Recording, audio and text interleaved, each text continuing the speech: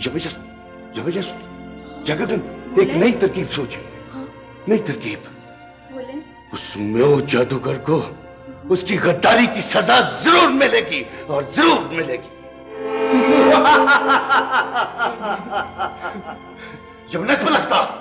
मेरे आका, मैं एक नई खबर लाया हूँ। क्या? डरो नहीं, डरो नहीं, मेरे कान में बता दो, क्योंकि कानों कान किसी को खबर ना हो। क्या खबर लाए? मेरे आका, तिलिस्मी शीशा नस्तूर के कब्जे में चला गया है। हंसो मत, मैं तुझे गुदगुदी नहीं कर रहा, बात बताओ पूरी। और नस्तूर ने म्याऊ जादूगर को हमेशा के लिए खत्म कर दिया है। खत्म कर दिया म्याऊ जादूगर को। म्याऊ जादूगर को खत्म कर दिया नस्तूर ने? तो अब हमारे महल पे किसका कब्जा है? मेरे आका, महल पर नस्तूर, जुगुटा और यमा का कब्जा है।